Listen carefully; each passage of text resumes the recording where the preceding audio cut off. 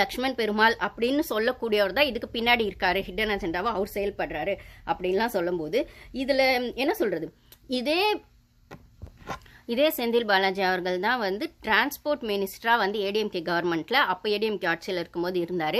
அதுக்கப்புறம் டிஎம்கே ஆட்சியில் இருக்கும்போது மின்வாரியத்துறையில் இருந்தார், அதாவது செந்தில் பாலாஜி அவர்கள்.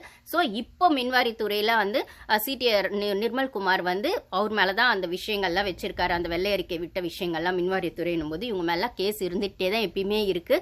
அது நிலுவையில் இருந்துகிட்டே இருக்குது. அதுக்கான ரிசல்ட்ன்றது தள்ளி போயிட்டே இருக்குது. ஸோ இது நம்ம காலங்காலமாக அரசியலில் பார்க்கக்கூடிய என்ன சொல்ல எழுதப்படாத ஒரு சட்டம். கேஸ் போடுவாங்க, கேஸ் நடக்கும். ஆனால் அதுக்கான ரிசல்ட் வருமானு கேட்டால் தள்ளி வாய்தா அப்படி இப்படின்னு தள்ளி போயிட்டே இருக்கும். அதுக்கப்புறம் அந்த கேஸ் நடக்கும்போது வந்து ஆஜராகணும்னு சொல்லும் போதும் இல்லைன்னா வீட்டுக்கு போய் அரெஸ்ட் பண்ணலாம்னு சொல்லும் போதும் ஆள் இருக்க மாட்டாங்க, எஸ்கேப் ஆயிடுவாங்க. அப்புறம் ட்ரீட்மெண்ட் சொல்லி சிங்கப்பூர் போயிடுவாங்க. அதுக்கப்புறம் முன்ஜாமீன் வாங்குற வரைக்கும் தலைமறைவாக இருப்பாங்க.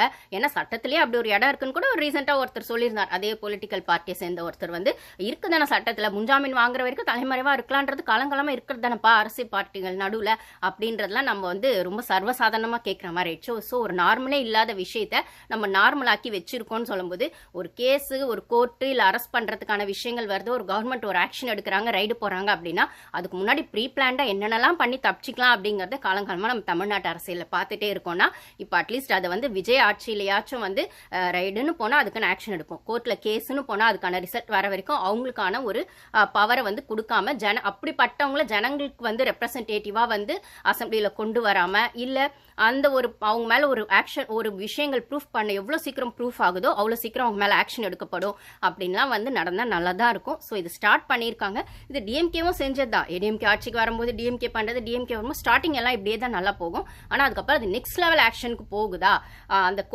கோர்ட்டில் அந்த கேஸ் நடந்துட்டு இருக்கும்போது அவங்களுக்கான பவர் கொடுக்காம இருக்கிறதோ இல்லைன்னா அந்த கேஸ் எவ்வளோ சீக்கிரம் ப்ரூவ் ஆகுதோ அப்போ அவங்களுக்கான தண்டனைகள் கிடைக்கிறதோ இல்லை அரெஸ்ட் பண்ணணும் அப்படின்னும் போது அந்த எவிடன்ஸை கிரியேட் பண்ணுற விஷயத்தில் அப்படிங்கிற மாதிரி விஷயங்களை எவ்வளோ ஃபாஸ்ட்டாக டிவிகே கவர்மெண்ட்டில் நடக்குது அப்படிங்கிறத தான் நம்ம வெயிட் பண்ணி தான் பார்க்கணும். ஸோ இது ஒரு பக்கம் இருக்கட்டும். இன்னொரு பக்கம் வந்து ராஜேந்திர பாலாஜி அவர்கள், அவர் ஏடிஎம்கேல இருக்கக்கூடிய ஒரு மூத்த தலைவர். அவர் என்ன சொல்லியிருக்காருன்னா ஸ்டாலினுக்கு கோவம் வந்தால் என்ன ஆகும் தெரியுமா, கோவம் வர வரைக்கும் தான் இந்த டிவிக்கு ஆட்சி நிற்கும், கோவம் வந்துருச்சுன்னா டிவிக்கு ஆட்சி நிலைக்காது அப்படின்லாம் சொல்லியிருக்காரு. ஃபர்ஸ்ட் அவர் ஏடிஎம்கேவா டிஎம்கேவா அப்படிங்கிறதே டவுட்டாக இருக்குது அவர் விட்டு இந்த ஓப்பன் ஸ்டேட்மெண்ட்டில். ஏன்னா உங்கள் தலைவர் நீங்கள் இருக்கக்கூடிய கட்சிக்கான தலைவராக இருக்கக்கூடிய எடப்பாடியை சொல்லி உங்களுக்கு கோபம் வந்திருந்தா பரவாயில்ல, நீங்கள் இருக்கிறதோ ஏடிஎம்கே, பட் ஆனால் நீங்கள்